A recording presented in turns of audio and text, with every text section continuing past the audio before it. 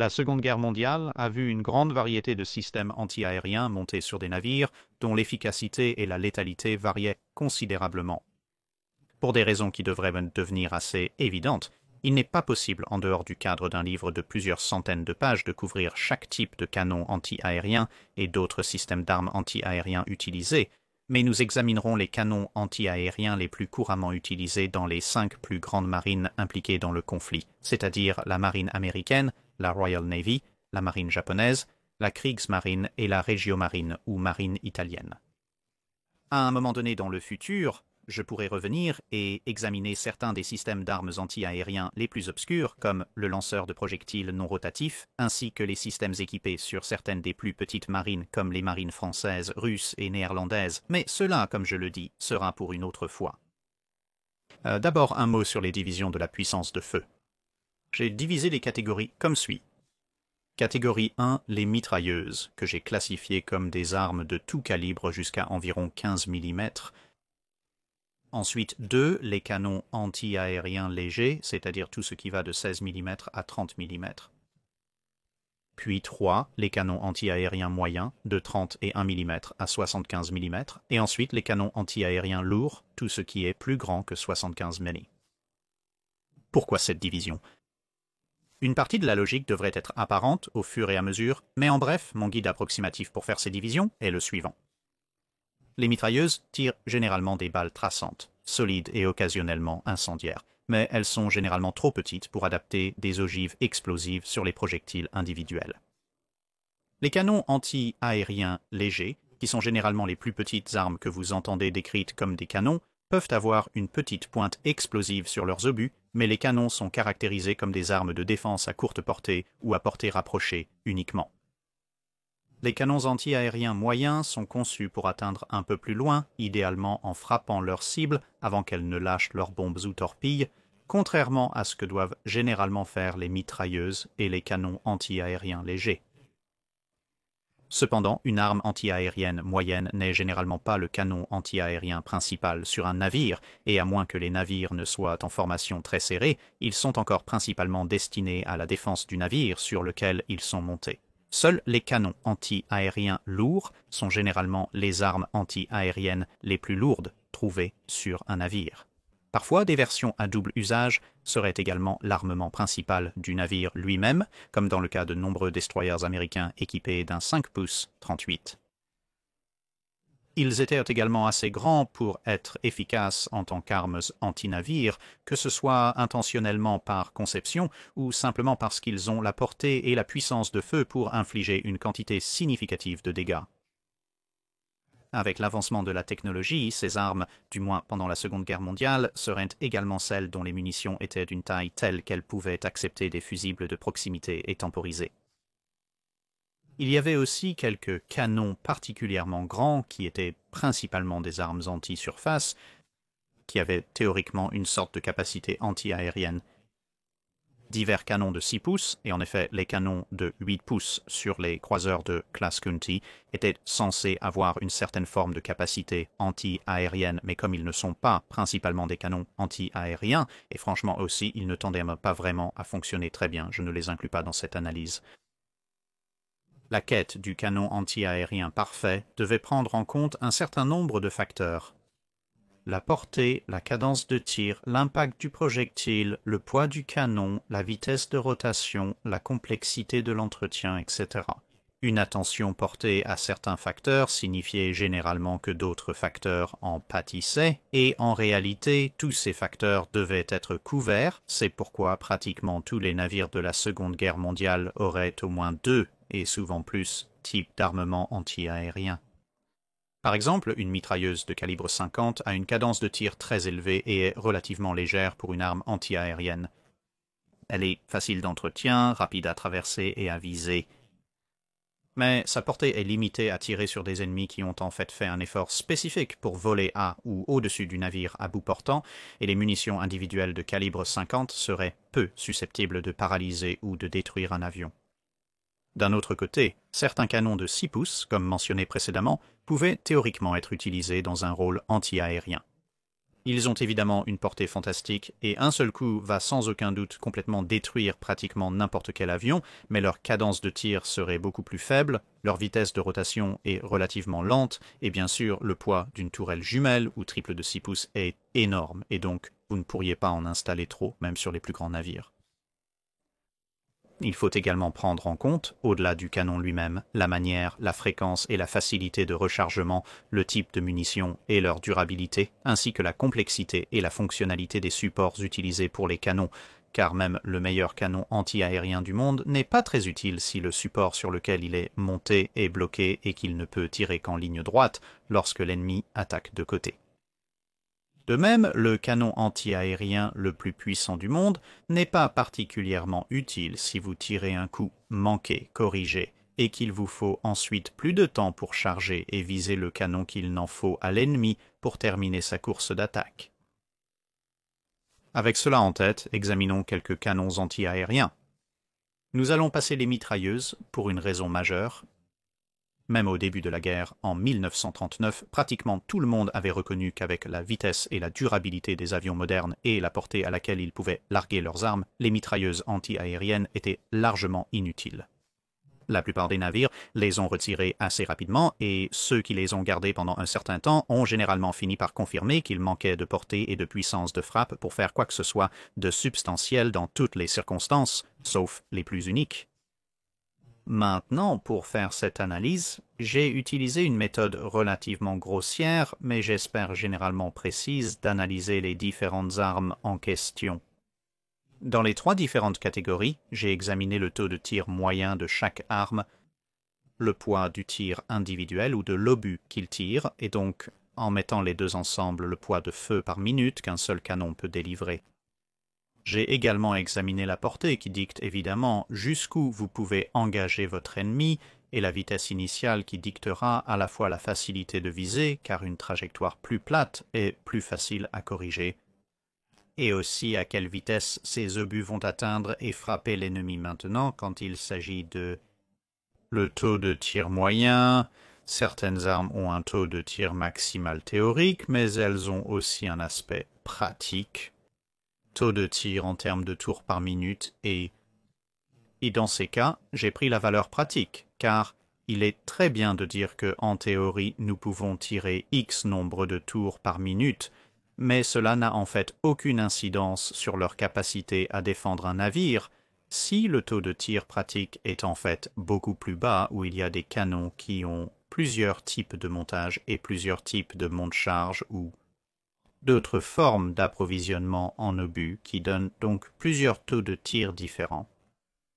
J'ai pris une moyenne des taux de tir pour les montages les plus courants. Pour certaines armes moins répandues, il n'existe souvent qu'un seul montage en raison de leur utilisation limitée. Pour d'autres armes, comme le 5 pouces 38, il se présente sous une multitude de formes et de tailles. Montage fermé, ouvert, jumeaux simples, etc. Et donc, encore une fois, dans ces circonstances, une moyenne des montages les plus courants, des taux de tir pratiques, a été utilisée dans chacune des 3 divisions que nous allons examiner. Un maximum et un minimum pour chaque catégorie individuelle a été prise, et la plage entre ces deux a été calculée. Et ensuite, chaque système a été noté sur une échelle de 0 à 10, basée sur une équation qui était basée sur ces valeurs. Donc dans chaque catégorie, il y a un système qui obtient un 0 et un système qui obtient un 10 parce qu'évidemment, il y a un maximum et un minimum. De plus, des scores entre 0 et 10 ont été attribués dans les catégories de pour et contre, ce qui permet d'évaluer les forces et les faiblesses particulières de chaque arme individuelle et de leur attribuer une valeur pondérée sans avoir à créer des dizaines de catégories supplémentaires. La plupart d'entre elles étant assez statiques et ennuyeuses, par exemple, généralement, une arme ne devrait pas s'enrayer, donc une arme qui ne s'enraye pas, eh bien, c'est normal, mais une arme qui s'enraye beaucoup, cela doit être noté, donc cela irait dans un inconvénient, alors qu'une arme qui est très très puissante dans ses impacts individuels pourrait être bien au-dessus de la marque par rapport à la plupart des autres obus qui sont en considération dans cette division particulière, mais encore une fois, les autres pourraient être assez efficaces. C'est juste que celle-ci est spectaculairement efficace, donc pour éviter d'avoir à mettre des valeurs vanille pour la plupart des armes, et ensuite juste un score plus élevé dans une catégorie particulière qui irait juste dans le pro, alors tous les pros et tous les inconvénients peuvent être ajoutés et on peut évaluer du moins par mois si ces pros sont significatifs en termes de fonctionnement global de l'arme ou s'ils ne sont pas particulièrement significatifs. Et c'est à la fois des pros et des inconvénients, tout cela, puis moyenné donne un score global. Et c'est ce score que j'ai utilisé pour déterminer la position de chaque arme dans chacune des divisions que nous allons examiner. Donc avec toute cette explication faite, passons aux armes antiaériennes de petit calibre. Et chaque catégorisation ira du pire au meilleur. Il y avait donc 5 armes considérées pour les canons anti-aériens légers, et la pire d'entre elles est en fait l'arme anti-aérienne italienne de 20 mm 65 calibre. Cela a vraiment des caractéristiques assez médiocres. Son poids de feu par minute est de loin le plus bas. Sa portée est tout simplement la plus basse et son taux de tir n'est pas non plus très impressionnant. Et en ce qui concerne sa vitesse initiale, elle est légèrement en dessous de la moyenne. En sa faveur, c'est une arme assez efficace et assez précise si un avion daigne effectivement s'approcher suffisamment. D'autre part, avec cette courte portée, un faible taux de tir et une capacité de chargeur assez petite, vous allez devoir rester assez vif sur vos pieds pour réellement toucher quelque chose. Ainsi, avec un score global de 2.6 sur 10, le 20 mm italien est tout en bas de la pile. Ensuite, avec un score exact de 4, il y a le canon américain de 1.1 pouces ou 28 mm, également connu sous le nom de Piano de Chicago. Il a le pire taux de tir de toutes les armes en considération avec environ 100 tours par minute. Sa vitesse initiale est de loin la pire cependant. Le poids global du feu et la portée sont tous deux en tête des catégories, car c'est aussi l'arme de plus grand calibre en considération dans la catégorie AA légère. Alors, qu'est-ce qui en fait le deuxième pire canon? Eh bien, son seul vrai avantage est que, comme vous pouvez l'imaginer, en ayant le poids de feu le plus lourd de n'importe quelle arme, les coups individuels d'un obus de 28 mm sont assez efficaces pour abattre des avions ennemis. Cependant, lorsqu'il était plus généralement utilisé dans son montage quadruple, il avait des problèmes de vibration excessifs et, bien sûr, vous n'allez pas faire de dégâts à un avion que vous ne touchez pas et il s'est avéré être très peu fiable en action et cela en a fait une arme assez médiocre en général, comme je le dis, si vous touchez quelque chose avec. Alors, il y avait une assez bonne chance qu'il le ressente, mais les chances que vous touchiez réellement quelque chose étaient relativement faibles. Donc, pour ces raisons, il n'obtient pas un score particulièrement élevé et il a été remplacé assez rapidement lorsque la marine américaine a pu se le permettre ensuite. Au milieu du peloton se trouve le canon japonais de 25 mm 60 calibre. Vous pourriez vous demander ce qu'il fait au milieu du peloton, sûrement c'est une arme terrible. Eh bien, en termes de cadence de tir, oui, c'est assez terrible, sa cadence de tir. Moyenne n'est pas beaucoup plus élevée que celle du 1.1 inch. Il a un poids de tir décent, environ au milieu du peloton, à cause de l'obus de 25 mm, et il a en fait une portée assez décente et une vitesse initiale de fin de bouche pour les armes anti-aériennes légères, et une bonne portée, une bonne vitesse initiale. Ce sont des avantages. Pourquoi a-t-il une si mauvaise réputation? Eh bien, pour plusieurs raisons. Le faible taux de tir n'aide pas les choses. Il s'est bloqué énormément de fois.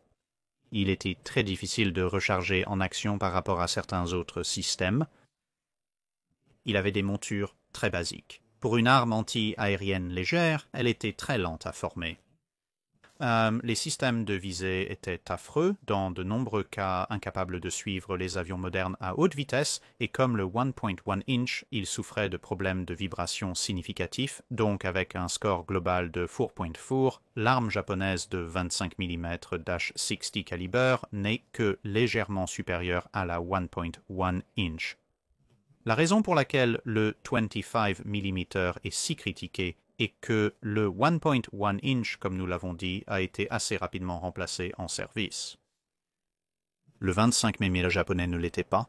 Il est resté plus longtemps, encore et encore, jusqu'à la fin de la guerre. Et ainsi, à mesure que les capacités des avions s'amélioraient, ces déficiences devenaient de plus en plus évidentes, ce qui ne l'aidait vraiment pas.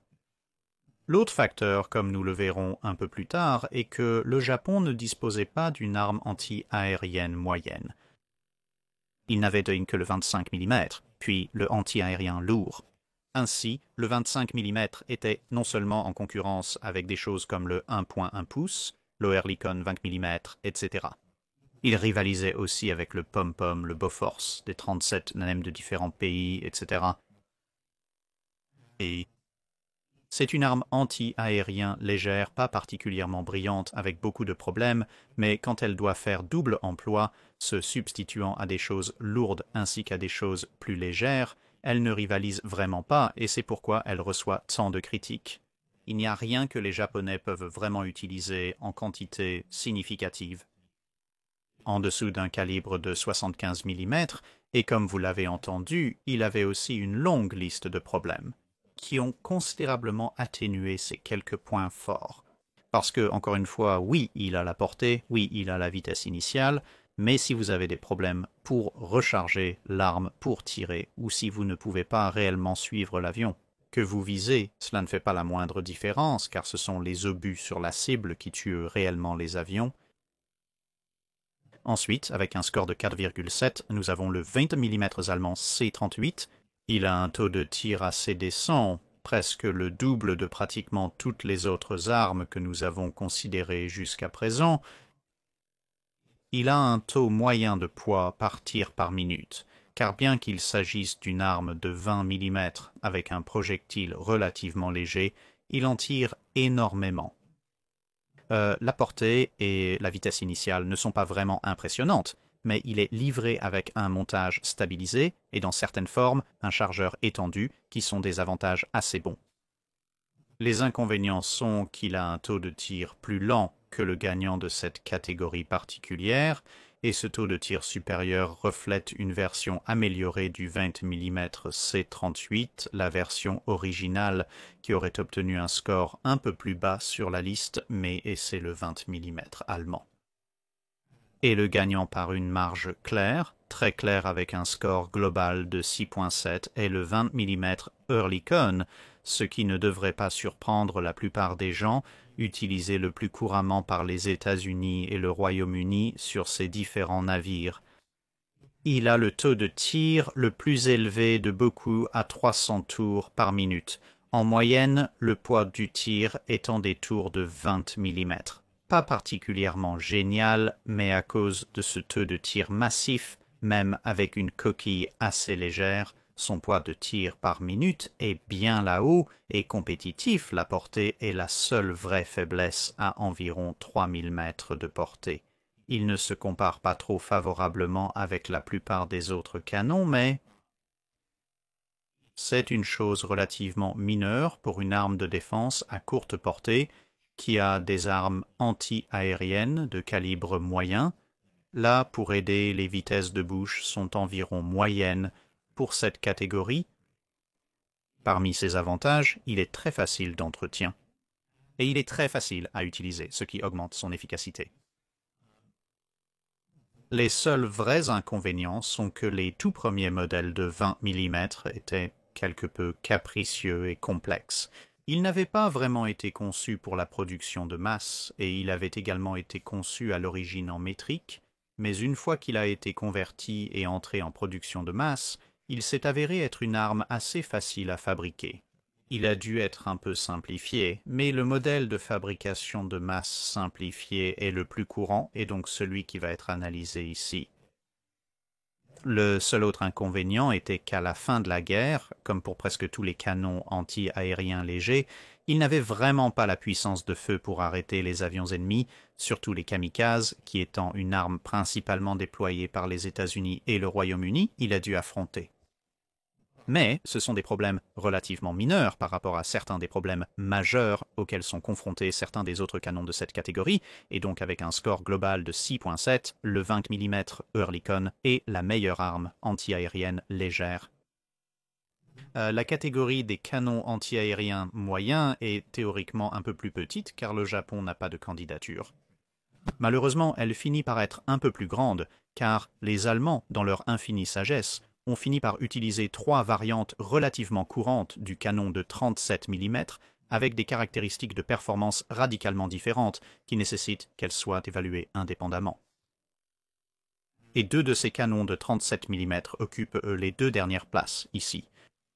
En bas de l'échelle, avec un score de 2,9, le canon allemand de 37 mm, 69 042, et son prédécesseur, qui obtient en fait un score légèrement plus élevé dans cette catégorie particulière, l'arme de 37 mm, 83 C30, avec un score de 4,5, le M42 a un taux de tir assez bas, un poids de tir très faible et par conséquent un poids global de tir par minute très médiocre.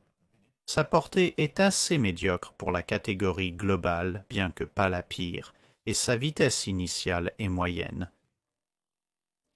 Les avantages sont principalement qu'il a un meilleur taux de tir que le modèle 130 et qu'il est également équipé d'un bouclier de canon qui aide, mais malgré cela, le taux de tir est toujours assez terrible et le faible poids total de lancement signifie qu'il n'y a pas beaucoup de coquilles de 37 mm là-bas si vous utilisez cela pour défendre votre navire. L'ancien modèle C-30 a un taux de tir encore pire de seulement 30 coups par minute car c'est essentiellement une arme semi-automatique qui doit être rechargée à chaque fois que vous tirez. Le poids du tir n'est toujours pas fantastique et donc le poids du feu par minute est le plus bas de tous les canons de cette catégorisation globale avec un canon de 83 calibres de longueur. Il a cependant une vitesse de bouche et une portée fantastiques qui sont aussi sa seule véritable force, mais le taux de tir abominable et le fait que les montures continuent de se bloquer et de cesser de fonctionner signifie que c'est vraiment une arme anti-aérien absolument horrible. La seule véritable raison pour laquelle il obtient un score plus élevé que son successeur, le 1042, c'est qu'avec cette portée et cette vitesse de bouche, vous avez un temps raisonnable pour tirer vos relativement peu de coquilles sur un avion entrant en supposant que votre montage est effectivement fonctionnel. Mais si vous attendez pour la portée et la vitesse de bouche légèrement moins, il tomberait au bas des catégories. Ensuite, les 3 prochaines armes sont à peu près coincées dans une égalité à 3 à environ 5.5 sur 10. Ces 3 entrées sont le canon allemand de 37 mm 57 calibre 1043, le canon italien de 37 mm 54 et le pom-pom de 40 mm du Royaume-Uni utilisant les munitions à haute vélocité. Le canon italien de 37 mm a un taux de tir décent, un poids de tir décent, un poids de tir global assez bon par minute, mais sa portée et sa vitesse à la bouche sont vers le bas de la gamme. Il a un taux de tir assez constant, c'est un canon stabilisé et il est assez précis, ce qui est bien.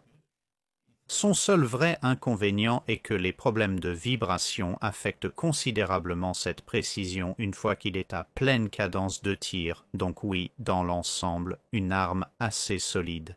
Le canon allemand de 37 mm 57 calibre M43 a le taux de tir le plus élevé de tous, avec une marge considérable sur tous les autres, avec un taux de tir moyen d'environ 180 tours par minute. Cependant, il tire l'un des obus les plus légers, sinon le plus léger, de toutes les armes de cette catégorie et son poids de feu par minute est toujours le meilleur de sa catégorie, car malgré le faible poids, il y en a tellement qui sortent. Sa portée, cependant, en grande partie à cause de cet obus léger, n'est pas particulièrement grande.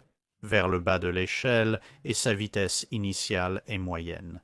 Ce taux de tir insensé est pratiquement la principale force de l'arme, mais elle n'a toujours qu'un entraînement manuel.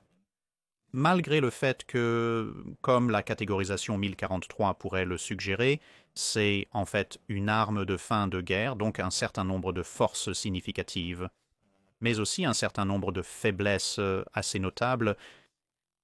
Ensuite, nous arrivons au pom-pom de 40 mm, qui, malgré toutes les critiques qu'il reçoit, il faut noter qu'il est venu relativement près de battre le Bofors de 40 mm dans une compétition de la marine américaine pour des armes anti-aériennes moyennes.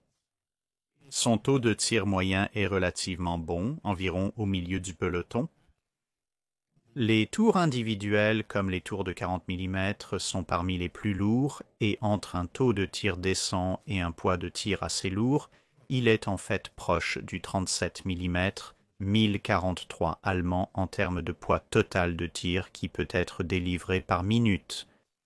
Cependant, sa portée et sa vitesse initiale sont toutes deux au tout bas de la catégorie anti-aérien moyenne. Ses points forts sont que, vous pouvez l'obtenir dans un montage octuple, ce qui est idéal pour simplement exploiter ce poids de tir par minute pour lancer une quantité vraiment hilarante de tir dans une voie de tir particulière. Il a également un taux de tir soutenu très élevé grâce à des chargeurs très volumineux par rapport à beaucoup d'autres armes. En effet, dans de nombreux montages, il est en réalité alimenté par une ceinture et avec les montages quadruples et octuples, il a une très très bonne concentration de tir. Cela lui servirait assez bien à la fin de la guerre lorsque les kamikazes étaient un problème majeur. Parce qu'il s'est avéré que si vous pouviez tirer un montage octuple à longue portée avec cette quantité hilarante de coquilles allant à longue portée, vous pouviez dans de nombreux cas éroder un kamikaze. Ou peut-être des montages simples, jumeaux ou autres quadruples d'autres canons ne pouvaient peut-être pas. Le taux de tir soutenu élevé pouvait être maintenu dans certains des montages les plus lourds, surtout les octuples, en ne tirant que partiellement. Certains des canons, donc si vous tiriez sur n'importe quel 4 en utilisant votre alimentation étendue de munitions, au moment où ils étaient sortis, vous pouviez simplement passer aux 4 autres et continuer à tirer pendant que les 4 premiers étaient rechargés. Et c'était en fait une autre force assez significative du pom-pom de 40 mm, car cela signifiait que lorsqu'une attaque arrivait réellement, le pom-pom de 40 mm pouvait continuer à tirer pendant pratiquement toute la durée de cette attaque sans interruption. Cependant, pour équilibrer cette liste de superlatifs, il y a aussi de nombreux points négatifs. Comme dit précédemment, il a la vitesse initiale la plus basse car c'est une arme très ancienne et basée sur une arme encore plus ancienne, même avec des munitions à vitesse plus élevée. Les multiples montages, bien qu'ils aient encore toutes ces forces, étaient assez lourds dans l'ensemble, ce qui signifiait que vous pouviez en avoir moins, ce qui signifie que vous pouviez engager moins de cibles. Ce n'était pas tellement un problème au début, mais à mesure que les attaques aériennes devenaient de plus en plus nombreuses et qu'elles commençaient à cibler les montures anti-aériennes, cela devenait un peu un problème. Il y avait aussi certaines limitations sur les munitions. Par exemple, il n'y avait pas de traces pendant une bonne partie de la guerre, ce qui est en fait assez important à la fois en termes d'aide à la visée, mais aussi en termes d'effet sur l'équipage aérien, car on a constaté qu'un flux relativement régulier de tirs traçants, même si vous ne touchiez pas tant que vous étiez relativement proche, pouvait forcer la plupart des pilotes, à moins qu'ils ne soient des kamikazes ou similaires, à se détourner parce que cela les rendait très nerveux. Voir ces éclairs très colorés venir vers vous et se rapprocher progressivement, alors que si vous ne voyiez pas les munitions entrantes, vous n'aviez vraiment aucune idée que vous étiez visé et donc vous continueriez probablement votre attaque à moins et jusqu'à ce que quelque chose vous touche réellement. Il y a eu également un certain nombre de problèmes au début de la guerre avec l'approvisionnement en munitions lui-même lors de l'attaque sur Fort Said, par exemple, de manière célèbre. Un certain nombre de pom-poms se sont bloqués ou n'ont pas pu tirer à cause des ceintures de munitions ne fonctionnant pas ou les munitions elles-mêmes se désagrégeant sous la chaleur tropicale. Bien que cela ait été rectifié, cela n'a pas vraiment aidé le prince de Galles ou le Repulse autant que cela. et trônant au sommet de l'arbre de l'arme anti-aérienne de calibre moyen de 40 mm, encore une fois probablement pas vraiment une surprise, le canon Bofors de 40 mm, utilisé principalement encore par la marine américaine et la marine royale, bien qu'il ait également été utilisé dans un certain nombre d'autres marines des deux côtés. Cette arme n'a pas le meilleur taux de tir au monde par rapport à certaines des autres armes de cette catégorie, mais elle est toujours dans la moyenne. Cependant, l'obus réel est le plus lourd, et donc le poids du feu par minute est nettement supérieur à la moyenne, même s'il n'est pas le meilleur.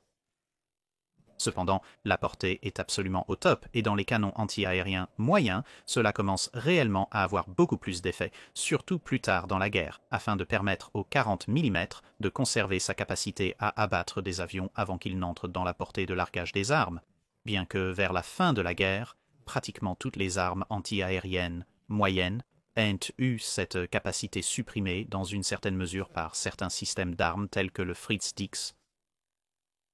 Sa vitesse initiale est également correcte, légèrement au-dessus de la moyenne et donc collectivement, ajoutée aux avantages d'être très fiable, très percutant et malgré le besoin d'être rechargé. Une fois que quelques bugs ont été résolus, une arme assez facile à recharger lui donne un très haut score en termes de pro. Le seul vrai inconvénient du Bofas de 40 mm était que l'adaptation initiale à la production de masse comme avec l'Oerlikon de 20 mm était un peu délicate et a pris un peu plus de temps qu'avec l'Oerlikon de 20 mm. Cependant, une fois que cela a été fait, il est également entré en production de masse et s'est avéré être une arme très mortelle et très capable. Ainsi, avec un score de 7.6, le Bofors de 40 mm est la meilleure arme anti-aérienne moyenne répandue. Et maintenant, nous arrivons aux armes anti-aériennes lourdes, et malheureusement, c'est la catégorie la plus importante de loin. C'est en grande partie dû au Royaume-Uni avec sa variété infinie d'armes anti-aériennes lourdes, qui n'aide vraiment pas les choses, mais c'est quand même une catégorie assez intéressante à examiner. Donc encore une fois, nous passerons en revue tout cela et chaque pays a une entrée ou en fait chaque pays a au moins 2 entrées dans ce système. Alors voyons comment ils se comparent tous. Pour ce vaste domaine, j'ai divisé les canons en 4 groupes généraux. Premier groupe, les canons qui, pour être honnête, sont assez mauvais, vous ne voulez vraiment pas les avoir comme vos armes anti-aériennes lourdes. Ensuite, vous avez des canons qui sont utilisables, mais toujours pas de quoi écrire à la maison. Ensuite, vous avez des canons qui sont assez solides, des canons avec lesquels vous seriez assez content de vous défendre. Et enfin, la dernière catégorisation qui est les canons que vous voulez vraiment, et bien sûr, dans celle-ci se trouvera aussi le grand gagnant. Donc, dans la catégorie la plus basse, les canons que vous ne voulez vraiment pas, avec des scores juste au-dessus de 3 sur 10, le pire est l'arme japonaise de 120 mm 45 calibre. Elle a le pire taux de tir, son poids de coquille est moyen. Sa quantité globale de puissance de feu déployée est donc vraiment assez proche du bas, il a une portée assez décente et sa vitesse à la bouche est également moyenne. Pour une conception beaucoup plus ancienne comparée à certaines, il a une élévation assez décente, mais la vitesse à la bouche est en fait assez peu fiable et ce faible taux de tir n'aide vraiment pas. Je veux dire, les canons anti-aériens lourds ne vont pas avoir le meilleur taux de tir au monde de toute façon, mais cette chose parvient à peine à tirer un peu plus d'un coup toutes les 10 secondes, ce qui signifie que dans certains types de profils d'attaque, elle ne peut tirer qu'1 ou 2 coups avant que l'attaque ennemie ne soit terminée.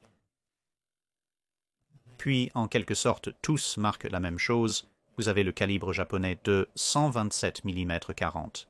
Une arme, eh bien, elle peut tirer une ronde supplémentaire par minute plus vite donc que les 120, donc pas particulièrement génial. Là, il a une coquille légèrement plus lourde. Évidemment, c'est un calibre 7 mm plus grand, et donc son poids total de feu est légèrement plus élevé. Il a en fait une portée légèrement plus courte, mais c'est toujours dans la moyenne. Mais sa vitesse initiale est assez proche du bas. Du côté positif, il est effectivement équipé d'un obus anti-sous-marin qui le rend un peu plus polyvalent, lui permettant d'engager des cibles de surface sous-marine et aérienne, et il se forme assez bien. Mais sa portée et sa vitesse initiale réduisent le désavantage réellement. Vous avez aussi le 100 mm italien. Arme de calibre 47, cela gère un puissant 9 tours par minute, donc encore une fois, toujours dans le sous-sol, en ce qui concerne le taux de tir, l'obus est assez léger et en conséquence, il a presque le pire quantité réelle de puissance de feu déployée par minute, il a une portée moyenne et une vitesse initiale moyenne. Le côté positif, il peut charger à tous les angles, il n'a pas besoin de se réduire pour accepter un nouvel obus, ce que certains des autres canons de cette catégorie font, mais l'inconvénient de cela est que sa vitesse d'élévation est en fait assez médiocre. La dernière entrée dans la liste des canons anti-aériens lourds que vous ne voulez vraiment pas avoir à bord de votre navire est le calibre britannique 4.750 4.7 pouces, je devrais dire 50 calibres. Marque-il a un taux de tir relativement décent, toujours pas vraiment dans la moyenne, mais mieux que les autres à 11 tours par minute. Il a un poids de coquille moyen, et donc sa quantité de puissance de feu à distance par minute est correcte. Ce n'est pas tout à fait la moyenne, mais on s'en approche. Il a cependant la pire portée en tant qu'arme anti-aérienne de toutes celles en considération ici. Bien qu'il ait un rang moyen, vitesse initiale. Du côté positif, c'est une excellente arme à double usage dans le rôle anti-surface, mais en tant qu'arme anti-aérienne, elle s'entraîne très lentement et la grande faiblesse, la raison pour laquelle elle a un plafond anti-aérien si terrible, c'est qu'elle a une élévation très limitée, ce qui la place ici avec les autres. Si elle n'avait pas eu cette élévation limitée, elle aurait probablement monté d'au moins un niveau, mais elle ne l'a pas fait, donc nous voilà. Maintenant, nous passons aux armes utiles, mais sans rien de particulièrement remarquable. Nous commençons avec le canon de 4 pouces, 45 Mark 5 et Mark 15 du Royaume-Uni, qui a un taux de tir décent, légèrement au-dessus de la moyenne. Cependant, le poids de l'obus est assez léger pour cette catégorie, ce qui donne un nombre globalement assez faible d'obus par minute à tirer en termes de poids total. La portée est correcte, la vitesse initiale est relativement faible. Du côté positif, il dispose de munitions fixes, ce qui le rend beaucoup plus facile à tirer que certaines autres armes plus grandes de cette catégorie qui ont des munitions en 2 parties. Mais dans l'ensemble, c'est une arme quelque peu dépassée par la Seconde Guerre mondiale, donc c'est une arme correcte, certainement mieux que celle que nous venons de regarder, mais toujours rien de particulièrement fantastique. Ensuite, nous avons l'arme américaine de 3 pouces 50 calibres. Celle-ci se qualifie tout juste comme un canon anti-aérien lourd avec 76,2 mm. Il a un très bon taux de tir, l'un des plus élevés en fait.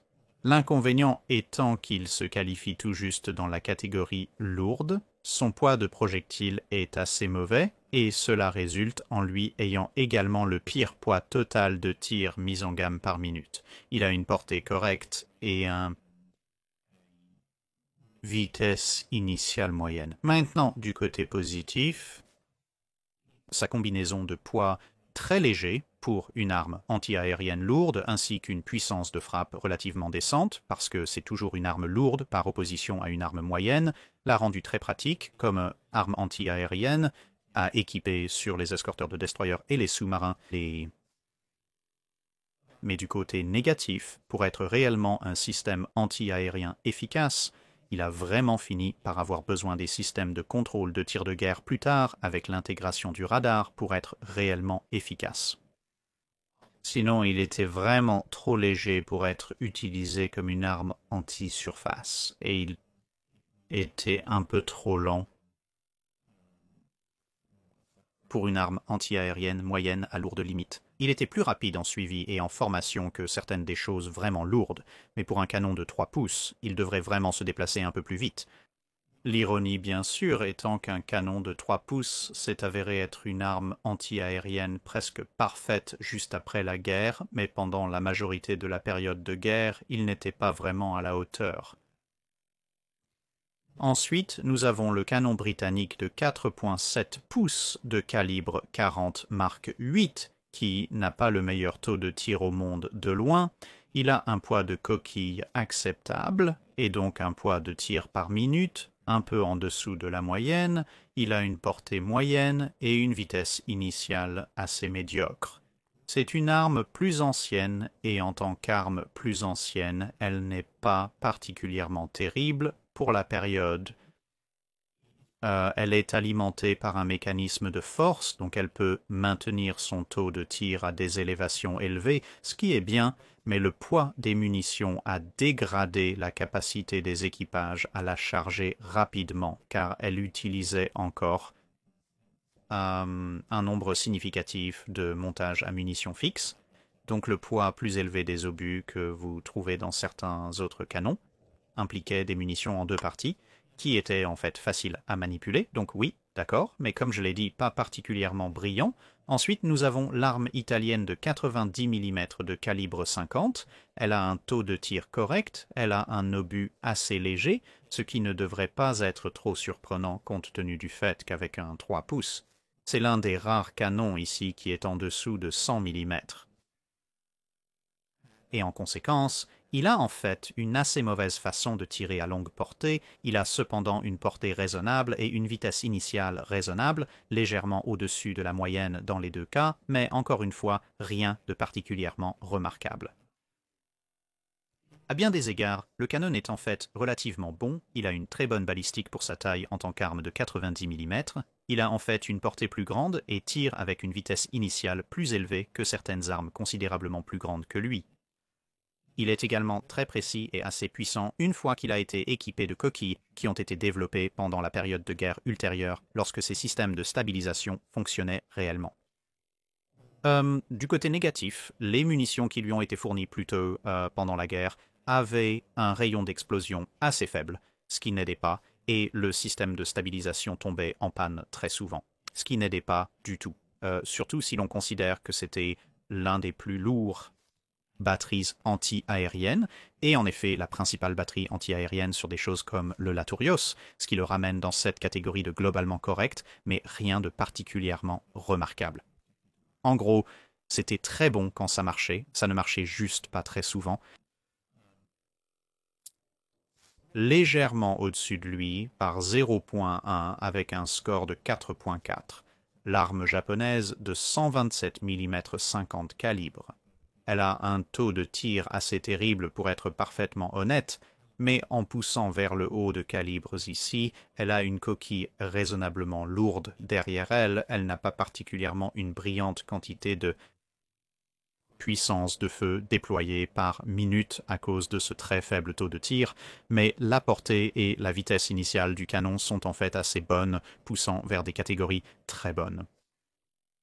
Elle est aussi équipée, comme d'autres canons japonais, d'un obus anti-sous-marin, ce qui lui permet de s'engager dans les 3 spectres, et cette portée est assez solide. Il y a cependant quelques gros inconvénients, il est assez lent à entraîner et il doit, s'il s'engage contre des menaces élevées, il doit se réduire à 10 degrés pour recharger, ce qui n'aide vraiment pas.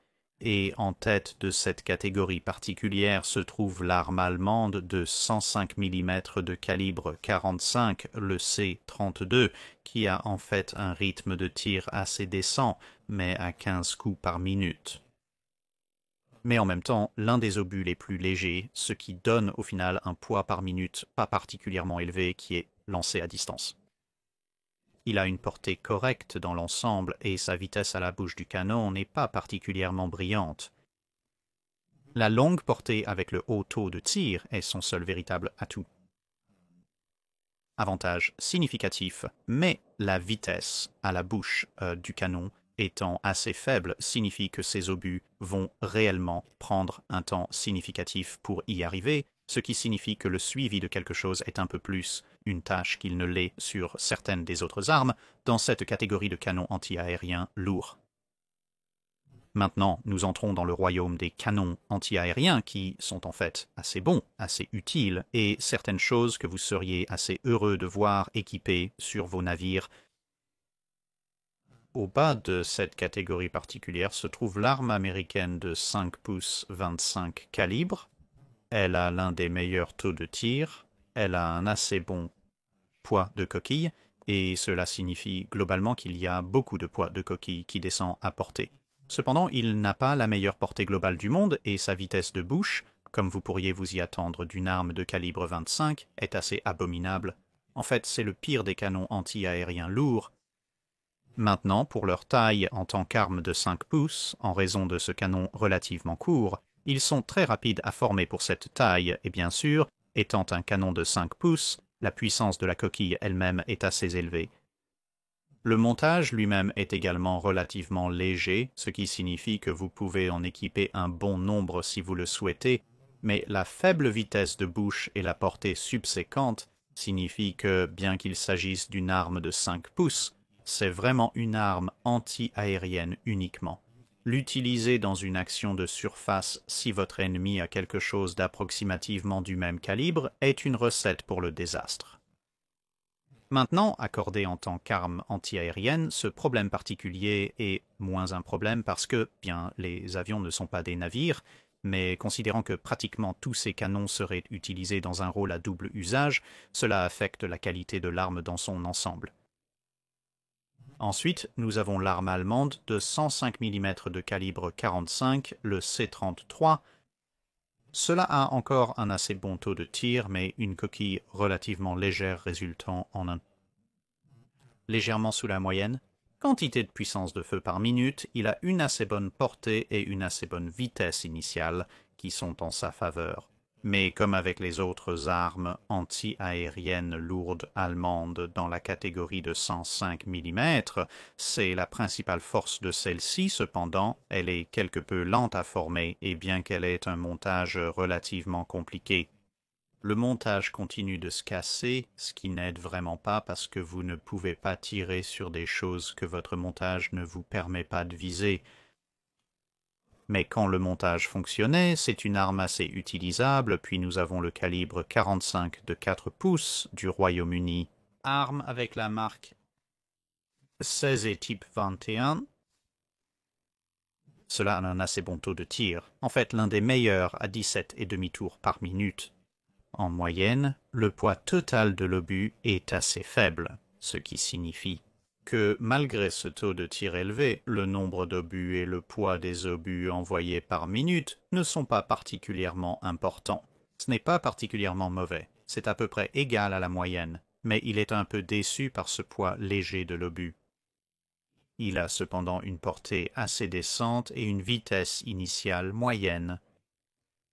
Comme une arme, c'est assez léger, donc c'est assez facile à installer, vous pouvez en obtenir beaucoup. Et la portée est comparable à l'arme américaine de 5 pouces 38 calibre.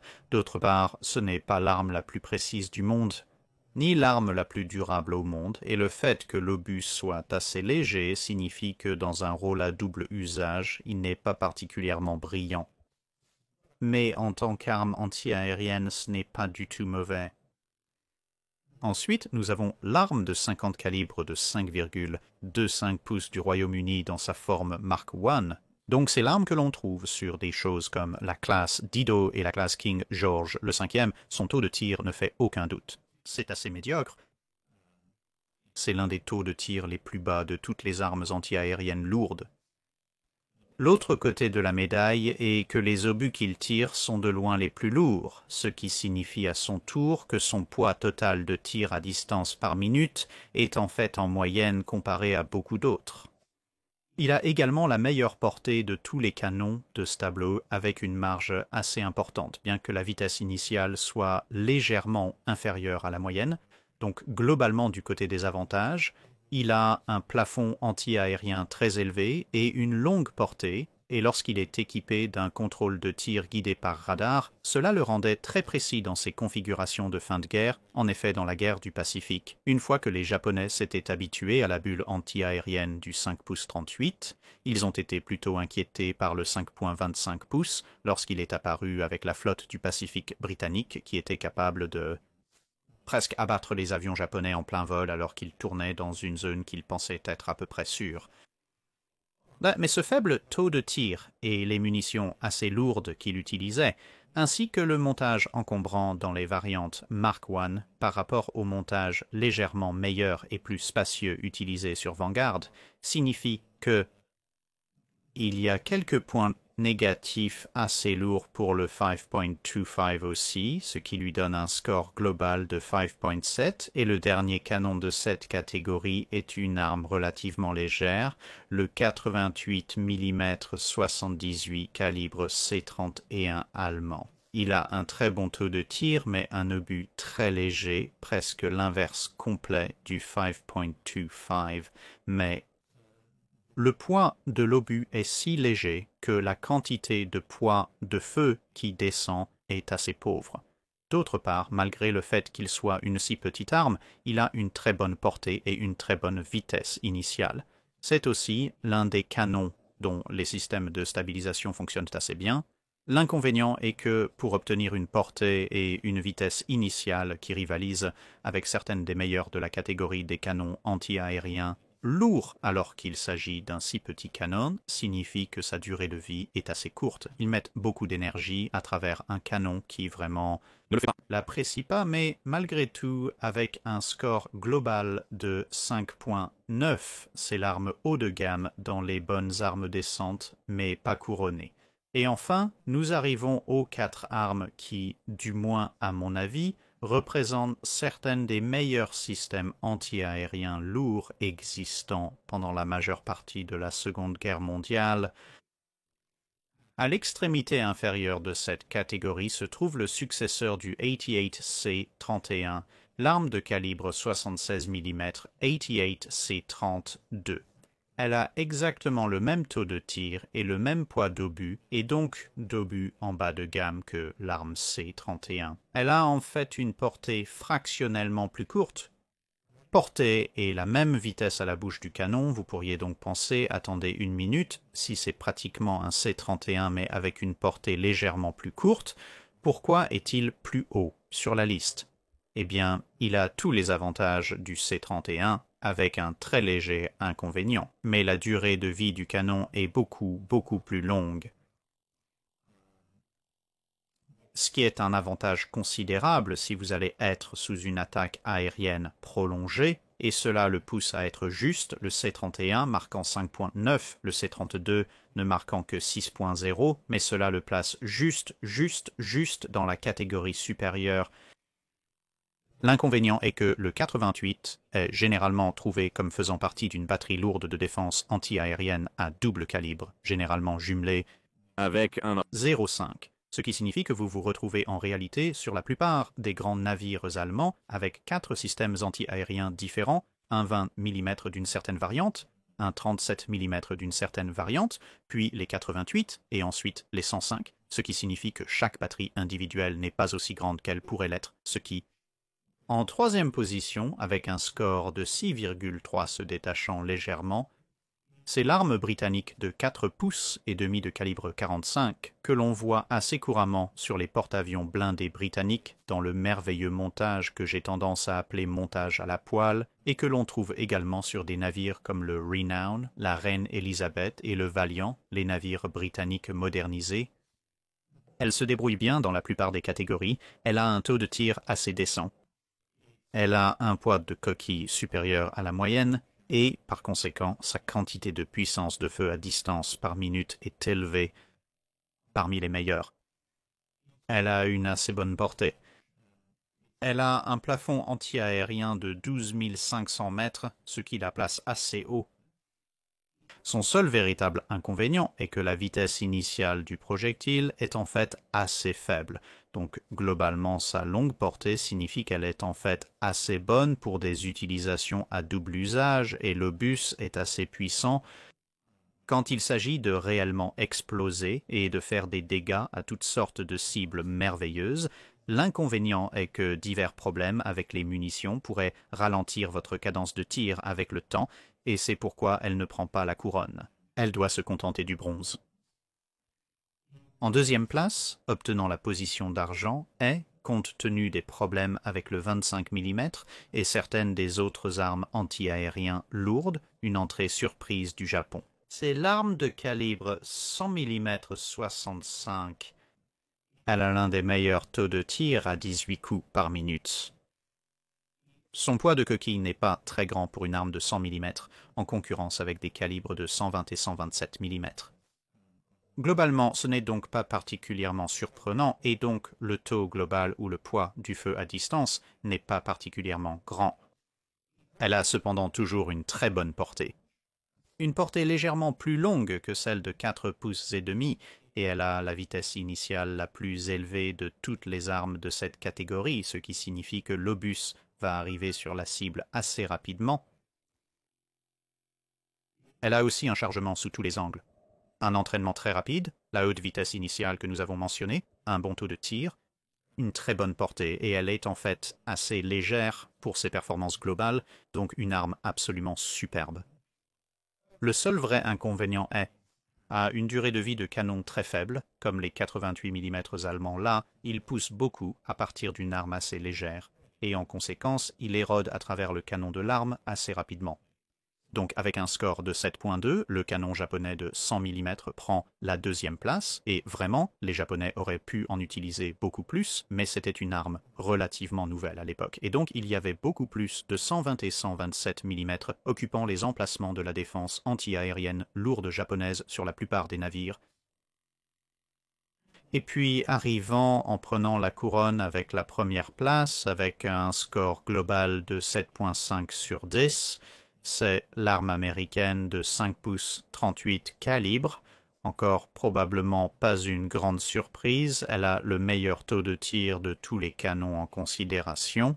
Le poids de l'obus est un peu au-dessus de la moyenne et cela combine pour lui donner le meilleur taux de poids de tir descendant par minute, presque une demi-tonne d'obus descendant réellement par minute. Par canon, il a également une portée assez décente, pas la meilleure mais bien au-dessus de la moyenne, et sa seule véritable faiblesse est une vitesse initiale légèrement inférieure à la moyenne, mais il a toujours une vitesse initiale légèrement supérieure par rapport à certains des autres canons de cette catégorie de haut niveau particulière, comme le 4.5 pouces. Maintenant, d'autres avantages avec l'arme de 5 pouces 38 calibre. Elle a pratiquement résolu tous les problèmes avec le 5 pouces 25 sans sacrifier beaucoup ou aucun des avantages. C'était une arme incroyablement fiable et son taux de tir, malgré le fait qu'elle soit l'une des grosses armes dans ce catégorie particulière avec son calibre, est un énorme point en sa faveur. Le seul véritable inconvénient de cette arme particulière est que le canon de calibre .38 signifie qu'il a une portée légèrement plus courte que d'autres armes comparables et est légèrement moins efficace dans les actions de surface ou, à portée extrême, combiné à la vitesse de bouche inférieure, cela signifie évidemment que l'enveloppe extérieure globale de la létalité était quelque peu inférieure à certaines des autres armes dont nous avons discuté plus tôt, comme le 5.25, mais une fois que vous êtes à l'intérieur de ce rayon, vous allez probablement avoir pas mal de problèmes. Donc voilà. Maintenant, bien sûr, il y a d'autres problèmes que vous pourriez considérer, comme je l'ai dit au début de la vidéo, des choses comme la disponibilité du pistolet.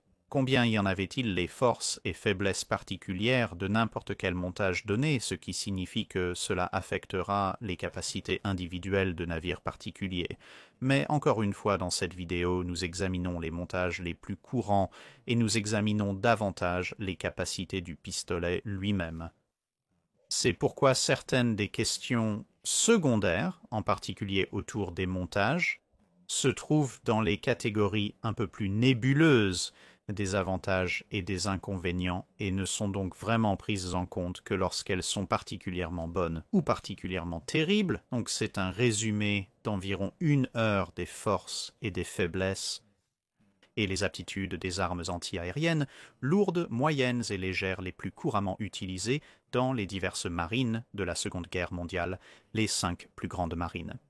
J'espère que vous avez aimé, faites-moi savoir dans les commentaires ce que vous en pensez, et s'il y a une opinion particulièrement forte qui aimerait entendre parler de choses comme les lance-roquettes et les armes antiaériennes des marines russes, françaises, néerlandaises et autres, alors je pourrais envisager d'en faire une à l'avenir aussi. Mais pour l'instant, merci beaucoup d'avoir regardé. Merci d'avoir regardé cette vidéo. Si vous avez des commentaires ou des suggestions de navires à examiner, n'hésitez pas à nous en faire part ci-dessous. Commentez le post épinglé pour les questions de cale sèche.